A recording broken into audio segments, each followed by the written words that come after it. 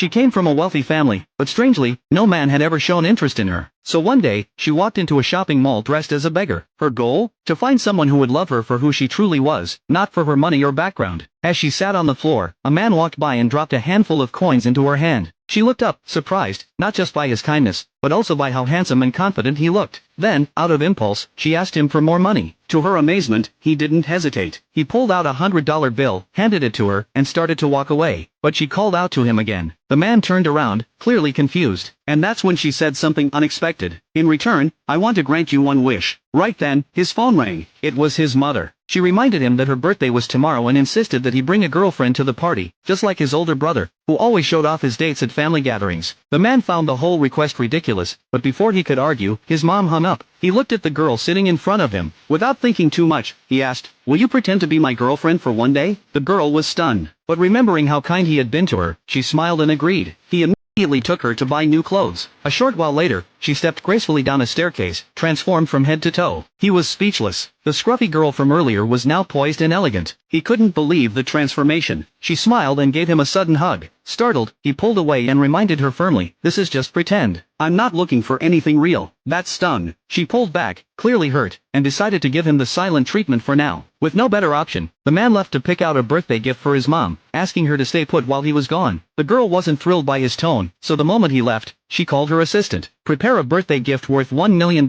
she ordered. The next morning, the man showed up with a surprise, a tractor. He wanted them to ride it to his family's countryside home. She was stunned, who still drove a tractor. This confirmed her suspicion that he wasn't wealthy. Still, she kept her cool. Before they arrived, he pulled her aside and told her not to speak too freely at the party. He even coached her on what to say and how to act. She nodded politely, though she had her own plans. At the birthday celebration, his mother was busy accepting gifts and greetings from the guests. The house was full of laughter and compliments. Then the man arrived with the girl by his side. "This is my girlfriend," he announced at the door. A woman in the crowd narrowed her gaze at the girl. When it came time to present their gift, the